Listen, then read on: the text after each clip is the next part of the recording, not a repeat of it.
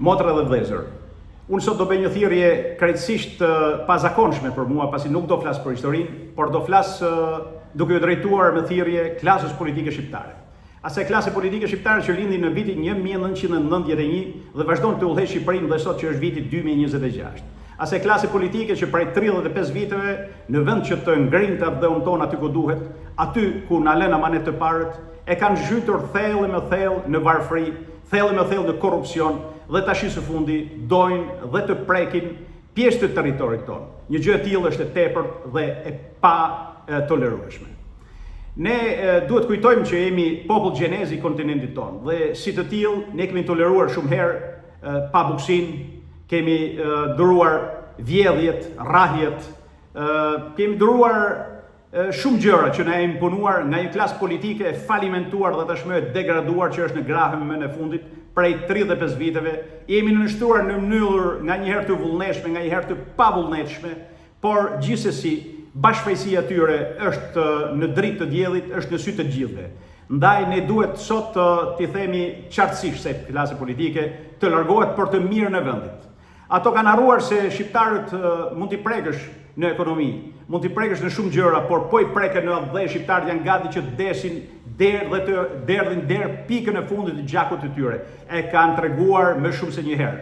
Në sondazh të fundit ju kujtoj këtyre politikanë që u bë nga Komuniteti Evropian, me pyetjen direkte evropianëve që ju thonin do luftoje në rast se vendi jot do hynte në luftë, mesatara ishte të 40% që u përgjigjen po. 43 dhe 46% u përgjigjen po, fqinjët tanë jugor dhe veri lindor. Por shqiptarët u përgjigjen më tepër se 80% që të ishin të gatshëm të merrin armët dhe të mbronin atë dhëun e tyre. Ndaj kanë bërë këtë rrallë llogarit gabim. Aty nuk u tërhoq zvarr në Zvërnes një qytetar i thjesht, por u tërhoq një popull i tërë, i cili tërhiqet për flokësh dhe për krahësh prej 35 viteve. U fillua që në vitin 91 me atë thyrë, 92, 93 me atë thyrën e embargus, kur furnizohej makina ushtarake e një kriminali që ishte Miloševići. U vazhdua në 96-97 me grabitjen e ekonomisë së shqiptarëve. U vazhdua në vitet më vonë me vjedhjen masive përmes parave që u financonin rrugët e Shqipërisë. U vazhdua me inceneratorët që nuk u realizuan kurrë, por u vollën gjithë paratë. U vazhdua me gjithë PPK-t, KÇK-t që ndodhen në Shqipëri dhe u morën të pandehur ministra, zëvendësministra dhe figura qendrore të kabinetit. Por vazhdoi përsëri kjo politikë. Tashi ato e kanë prekur kombin ton aty ku nuk mban më. E kanë prekur në dinjitetin e tij thellë në kock. E kanë prekur atë dheu, kanë prekur territorin. Dhe në moment që shqiptari i prek territorin e tij, ai bëhet që uroj që edhe një luan mos ta ketë përballë. Pasi shqiptari ja kalon përgërsi dhe trimëri dhe një luani me duar pa armë fare, pasi shqiptari është krenar. Është populli e përsëris i gjenezës që ka gjuhën më të vjetër në kontinentin tonë dhe nuk mund t'ja lejë vetes më që të udhëhiqet në një klasë tashmë politike e zauruar plotësisht, e deskredituar përfundimisht. Dhe i bëj thirrje klasës politike që mos shkojnë në ato protesta, as opozitës, as të tjerëve, të lëjnë rinin që të dalën për zotat dhe tonë.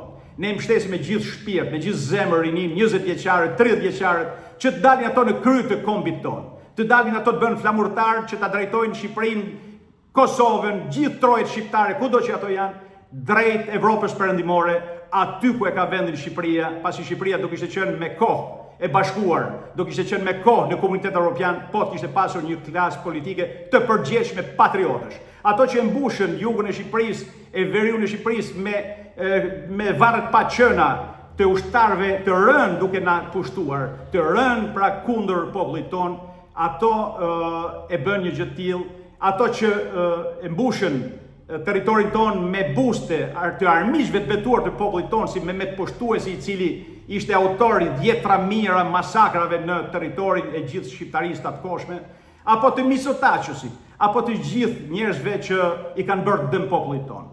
Ndaj ky ishte akti i fundit. Ktu ulet ajo perdja përfundimtare e kësaj politike, thellësisht të korruptuar dhe të deskredituar, dhe fatet le t'i marrë rinia në dorë. Të esë rinia përpara, me zemër, me shpirt jemi me të. Rrof Shqipëria, rrof rinia, rrof kush do është gati të jap jetën për kombin më të vjetër të kontinentit tonë për kombin shqiptar.